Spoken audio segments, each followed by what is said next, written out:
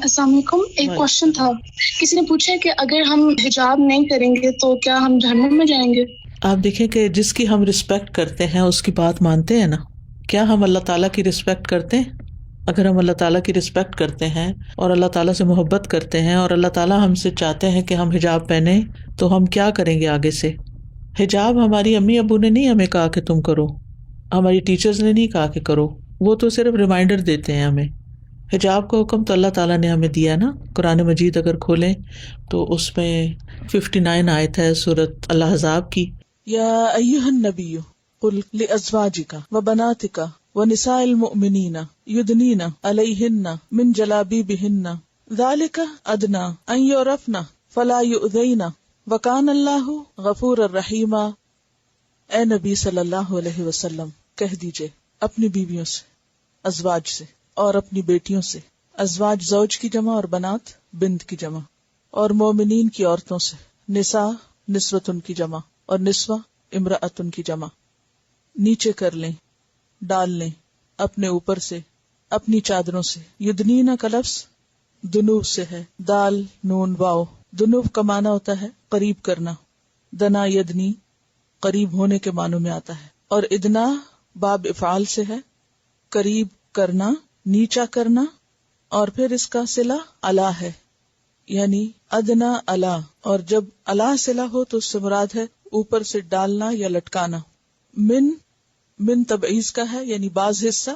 جلابیبہن، جلابیب جلباب کی جمع ہے، اور جلباب کا روٹ جیم لام بے ہے. جلب کا مطلب ہوتا ہے کھینچنا، اور جلباب کہتے ہیں لمبی چادر کو، بڑی چادر کو. وہ چادر یا وہ لمبا لباس جو عورت اپنے گھر کے کپڑوں کے اوپر گھر سے باہر نکلتے وقت پہنتی ہے. یہ کیا جلباب کا لٹکانا قریب تر ہے کہ وہ پہچان لی جائیں، یعنی اس لباس میں مسلمان عورتیں پہچان لی جائیں گی. یہ لباس ان کی آئیڈینٹی ہے. پھر نہ وہ اذیت دی جائیں گی، ستائی نہ جائیں گی. یؤذینا کا لفظ ایذا سے ہے، اذیت سے. یعنی یہ اس کی حکمت ہے، اس کا فائدہ ہے اس لباس میں نکلنے کا. اور ہے اللہ غفور الرحیم، بخشنے والا مہربان. اور سورۃ نور کی 31 ہے.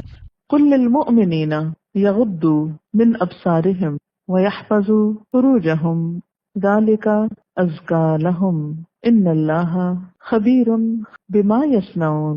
وقل للمؤمنات یغضضن من ابصارهن ویحفظن فروجهن ولا يبدين زینتهن الا ما ظهر منها وليضربن بخمرهن على جيوبهن ولا يبدين زینتهن الا لبؤولتهن او آبائهن او آباء بؤولتهن او ابنائهن او ابناء بؤولتهن او اخوانهن او بني اخوانهن او بني اخواتهن او نسائهن او ما ملكت ايمانهن او التابعين غير اولي الاربة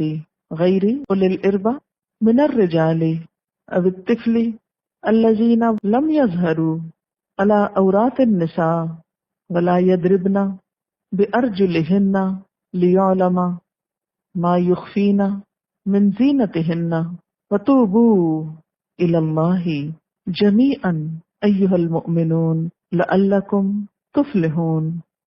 کہہ دیجئے مومن مردوں سے بچا کر رکھیں اپنی نگاہوں میں سے اور حفاظت کریں اپنی شرمگاہوں کی. جو بات زیادہ پاکیزہ ہے ان کے لیے، بے شک اللہ تعالی خبر رکھنے والا ہے جو وہ کرتے ہیں.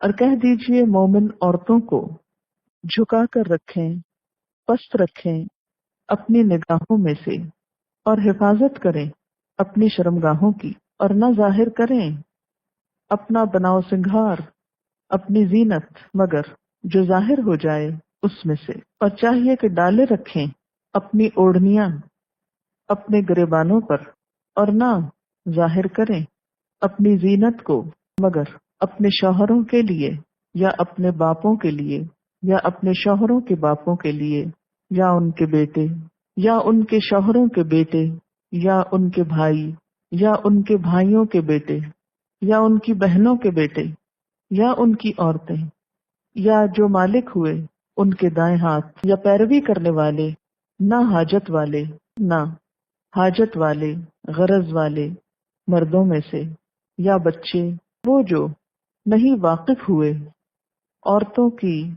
چھپی ہوئی باتوں پر، اور نہ ماریں اپنے پاؤں کو کہ جان لی جائے جو وہ چھپاتی ہیں اپنی زینت میں سے، اور توبہ کرو اللہ کی طرف سارے کے سارے، اے مومنو، تاکہ تم فلاح پاؤ۔ تو میں جب کسی بھی حکم پر عمل کرتی ہوں نا، تو میں ہمیشہ یہ سوچتی ہوں کہ یہ میرے رب کا حکم ہے، جس نے مجھے پیدا کیا ہے، جس نے مجھے رزق دیا ہے، جس نے مجھے یہ زندگی دی ہے، جس کے پاس میں نے واپس جانا ہے، جس نے میرے لیے آگے اسی کے مطابق ہی جزا رکھنی ہے جو میں یہاں کر کے جاؤں گی، وہاں تو کسی نے بھی کام نہیں آنا۔ تو اس طرح پھر یہ ہوتا ہے کہ الحمدللہ اللہ سبحانہ وتعالیٰ کے فضل سے عمل کرنا آسان ہو جاتا ہے۔ ٹھیک ہے، جنت اور جہنم تو اللہ کا اختیار ہے، جس کو بھی جو چاہے اس کے ساتھ معاملہ کرے، لیکن اگر اللہ تعالیٰ ہمیں بلا رہے ہیں کہ میری اطاعت کرو اور ہم بھاگ رہے ہیں اس سے، تو بھاگ کے کہاں جائیں گے، اور اس کو ناراض کر کے کہاں جائیں گے؟